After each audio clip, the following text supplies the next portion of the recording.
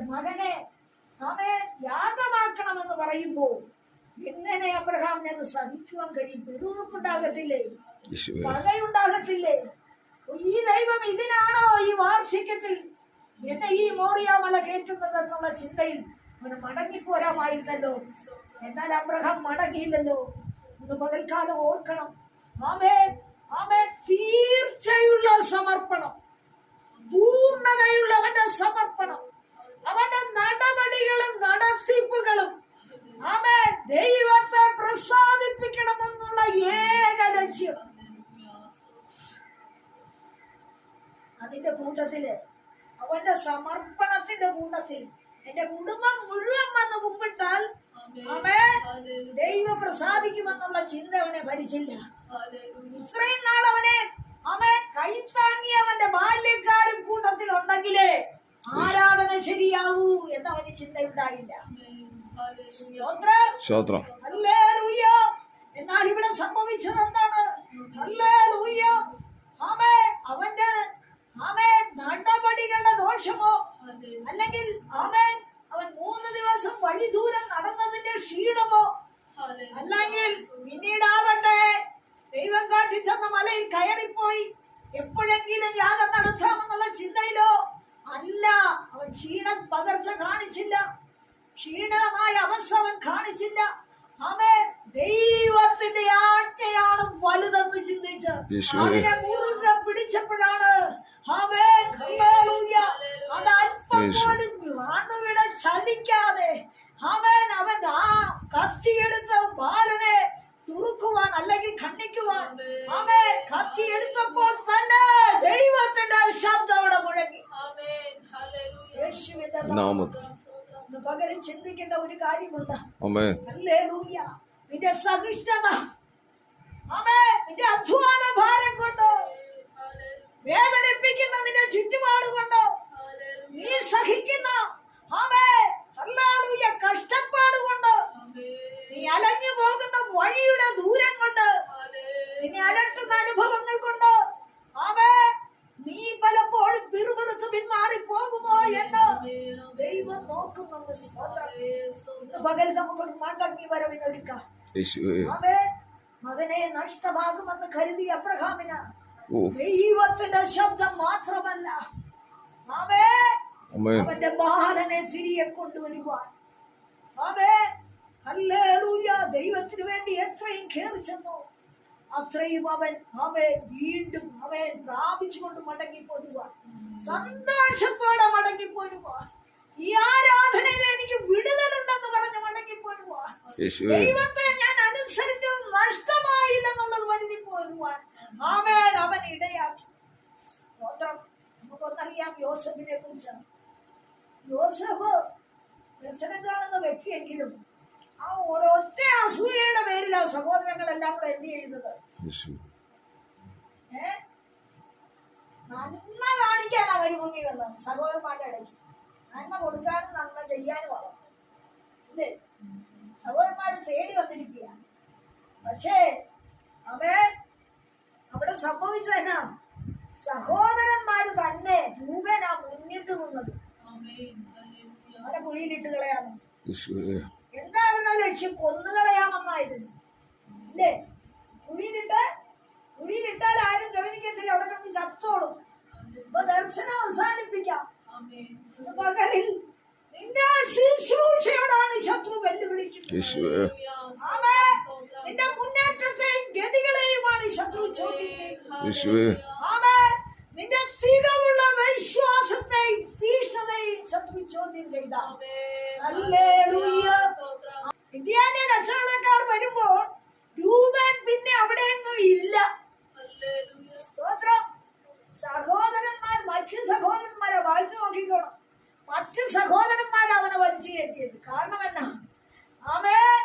നിന്നെ എത്രത്തോളം കുഴിയിലിടണമെന്നും നിന്നെ തകർക്കണമെന്നും നിന്നെ ശൂന്യമാക്കണമെന്നും നിന്റെ ജീവിതം ഇല്ലായ്മ ചെയ്യണമെന്നും ആരൊക്കെ കൂടി ആലോചിച്ചാലും അവരുടെ നടുവിൽ നിന്ന് അവനെ ഒഴിവാക്കി നിന്നെ രക്ഷപ്പെടുത്തുന്നതിൽ യേശുവിന്റെ നാമത്തിൽ അവരെ ഒഴിവാക്കി തരും. കാരണം രൂപേനെ ഇവിടെ കാണേണ്ടത് അല്ലേ? അല്ലേ? അവൻ എന്നാൽ രൂപൻ അവിടെ ഇല്ല. കുഴിയിലിടാൻ കൂട്ടുന്നത് ആദ്യം രൂപന്റെ പ്ലാനായിരുന്നു, കുഴിയിലിടണം. പക്ഷെ രൂപൻ അവിടെ ഇല്ല.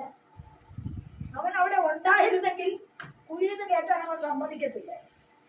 സ്തോത്രം.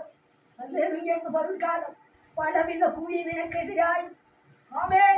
ദേശമോ സഹോദരവർഗമോ ചുറ്റുവട്ടമോ നമ്മുടെ മേൽ നിൽക്കുന്നവരോ നമ്മുടെ വീഴ്ച കാണുവാൻ, താഴ്ച കാണുവാൻ, നമ്മുടെ നിലവിളിയും അയ്യവിളിയും കേൾക്കുവാൻ ആരൊക്കെ നമുക്കെതിരെ പതിയിരുന്നാലും അവരുടെ കണ്ണുകളെ മറച്ചുകൊണ്ട് അവരുടെ നടുവിൽ കൂടി നമ്മളെ മറ്റൊരു സ്ഥാനത്തേക്ക് ദൈവം അയക്കുന്ന ദൈവമാണ്.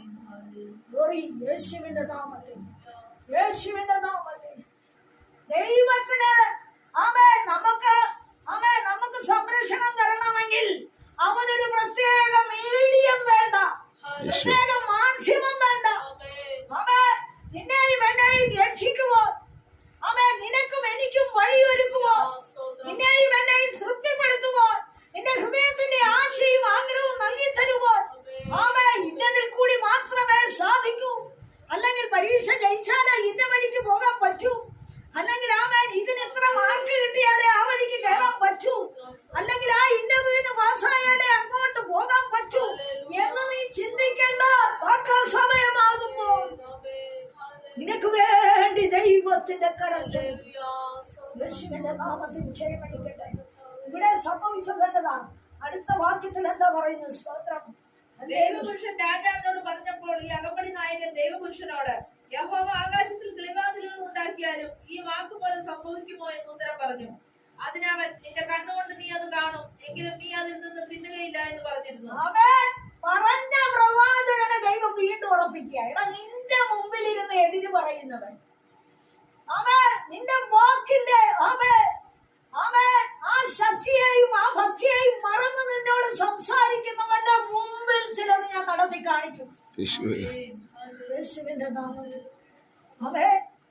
പകലിൽ നീ ഓർത്തു, എതിരാര് നിനക്ക് നിൽക്കുന്നു? കുടുംബത്തിലാകട്ടെ, ദേശത്താകട്ടെ, ചുറ്റുവട്ടത്താകട്ടെ, സഹോദരവർഗങ്ങളിലാകട്ടെ, നിന്റെ പ്രവൃത്തി മണ്ഡലങ്ങളിലാകട്ടെ, വിദ്യാഭ്യാസ സ്ഥാപനത്തിലാകട്ടെ, നിന്റെ കുഞ്ഞുങ്ങളുടെ വഴിയിലാകട്ടെ, എങ്കിലും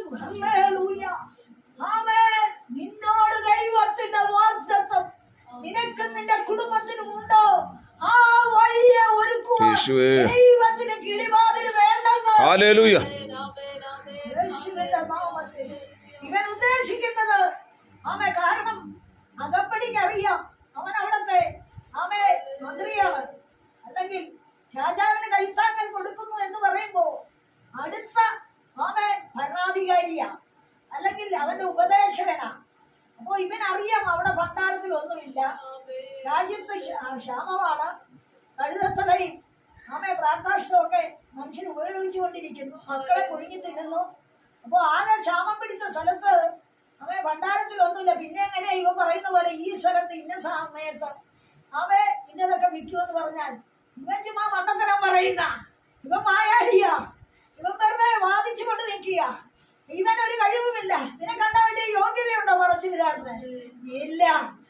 ബുദ്ധി കൊണ്ട് അവൻ അളന്നുകൊണ്ട് ഇതൊന്നും നടക്കാൻ പോണ കാര്യമില്ലെന്ന് പറഞ്ഞപ്പോ ദൂതും കൊണ്ടുവന്ന ദൂതൻ ഓടിച്ചെന്ന് ശബരിയുടെ പടിവാതുക്കൽ കിടക്കുന്ന കുഷ്ഠരോഗിയെ ഇളക്കി എഴുന്നേക്കട രാജാവിന്റെ മുമ്പിൽ ചെന്ന്.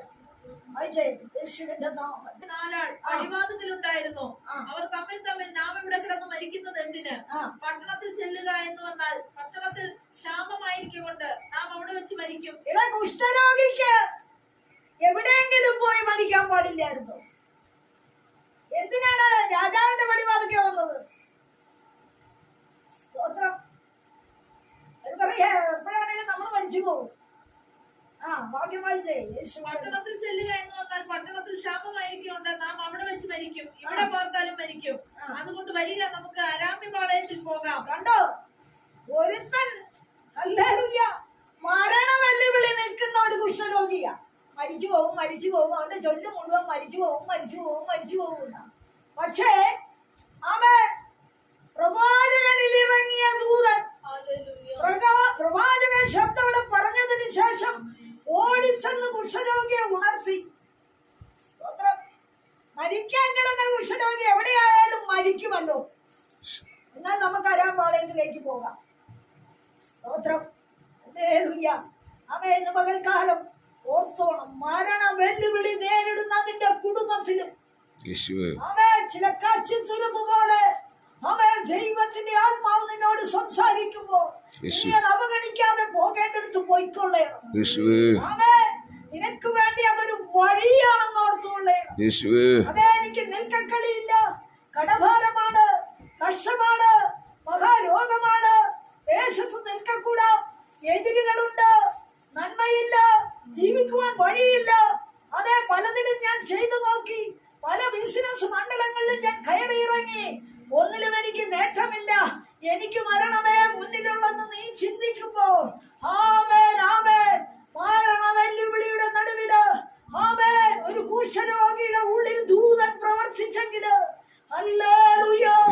ആമേൻ. ദൈവത്തെ വിളിക്കുന്ന കുടുംബങ്ങളിലുള്ള വ്യക്തികള് കർഷതയും കയ്പും കണ്ണുനീരും ആമേൻ പാഴായ അനുഭവങ്ങളും ആമേൻ വേദനപ്പെടുത്തുമ്പോൾ നീ ഭാരപ്പെടുവാനല്ല, ദൈവത്തിന് നിങ്ങൾ കൂടെ വലിയ പദ്ധതി മുൻപിലൊരുക്കി. എന്താണ് അടുത്തത് സംഭവിച്ചത്? വായിച്ചേ. യേശുവിന്റെ നാമം. നമുക്ക് അരാമ്യ പാളയത്തിൽ പോകാം. അവർ നമ്മെ ജീവനോടെ വെച്ചാൽ നാം ജീവിച്ചിരിക്കും, അവർ നമ്മെ കൊന്നാൽ നാം മരിക്കുകയുള്ളൂ എന്ന് പറഞ്ഞു. കണ്ടോ, ഉടമ്പടിയുള്ളവർ തങ്ങളുടെ ജീവനെ അവഗണിച്ചുകൊണ്ട് ആമേൻ ദൈവത്തിന്റെ ദൂതൻ ഉണർത്തിയ വ്യക്തികൾ എങ്ങനെയാ അവരുടെ ജീവനെയല്ല അവർ മുറുകെ പിടിക്കുന്നത്. ആമേൻ. അവർ യാത്ര ചെയ്യുവാൻ തയ്യാറാണ്. അവരുടെ അശുദ്ധിയുടെ രോഗം മറന്ന് അവരെ ആരും കണ്ടാൽ അംഗീകരിക്കയില്ല എന്നുള്ള അവഗണന ചിന്ത അവർ മറന്ന് ആമേൻ ആരും അവരോട് കൂട്ടുകൂടാൻ വരികയില്ലെന്നുള്ള ചിന്ത മറന്ന് ആമേൻ അവർ ഹല്ലേലൂയ എങ്ങോട്ട് പോകുകയാ? സ്തോത്രം. ഹല്ലേലൂയ. അരാമ്യ പാളയത്തിലേക്ക്. അപ്പോഴും ഒരു ഉടമ്പടി പറയുന്നുണ്ട്. എന്ത്? ഒരു കൊന്നാലും കൊന്നില്ലേലും എന്ന് പറഞ്ഞാൽ അവർക്ക് ജീവനിൽ ഭയമില്ല. സ്തോത്രം. പകൽക്കാലം എന്നെ കേൾക്കുന്നവരെ ആമേ നിന്റെ ഉടമ്പടിയാണ് ദൈവം ശ്രദ്ധിക്കുന്നത്. ആമേ നിന്റെ രോഗവിഷയമോ, നിന്നെ അലട്ടുന്ന അനുഭവങ്ങളോ, നിന്നോടുള്ള അവഗണനയോ, നിന്നോടുള്ള എതിർപ്പോ അല്ല ദൈവം നോക്കുന്നത്. ആമേൻ.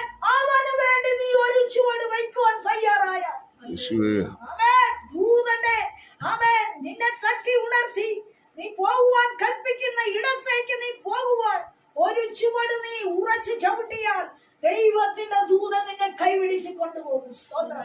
അവിടെ നീ എത്തുന്നതിന് മുമ്പ് നിന്നിലുള്ള തടസ്സങ്ങളാ ആമേൻ നിന്നെ വെല്ലുവിളി നേരിടിയിരിക്കുന്നത് തടസ്സവാദങ്ങളാ. നിന്നോട് എതിർക്കുവാൻ നിൽക്കുന്ന ശത്രുവിനെ അവൻ അവിടെ നിന്ന് മാറ്റും. സ്തോത്രം. വായിച്ചെടുത്തത്. അങ്ങനെ അവർ അരാമ്പാളയത്തിൽ പോകുവാൻ സന്ധ്യാസമയത്ത് പുറപ്പെട്ട് അരാമ്പാളയത്തിന്റെ അറ്റത്ത് വന്നപ്പോൾ അവിടെ ആരെയും കാണാനില്ല. കർത്താവ് അരാമ്യ സൈന്യത്തെ രഥങ്ങളുടെയും കുതിരകളുടെയും മഹാസൈന്യത്തിന്റെയും ആരവം കേൾപ്പിച്ചിരുന്നത് കൊണ്ട് അവർ തമ്മിൽ ഇതാ നമ്മുടെ നേരെ വരേണ്ടതിന് ഇസ്രായേൽ രാജാവ് ഹിത്തി രാജാക്കന്മാരെയും ഇസ്രായേൽ രാജാക്കന്മാരെയും നമുക്ക് വിരോധമായി കൂലിക്ക് വാങ്ങിയിരിക്കുന്നു എന്ന് പറഞ്ഞു. കണ്ടോ, ദൈവശബ്ദം ശരിക്കറിയാൻ വയ്യ. ദൈവഭയമില്ലാത്തവർ ദൈവത്തെ മനസ്സിലാക്കിയിട്ടില്ല. ദൈവത്തിന്റെ പ്രവൃത്തിയെ കുറിച്ച് വർണ്ണിക്കാൻ അവർക്കറിയില്ല. ദൈവഹിതം എന്താണെന്ന് അവർക്ക് മനസ്സിലായിട്ടില്ല.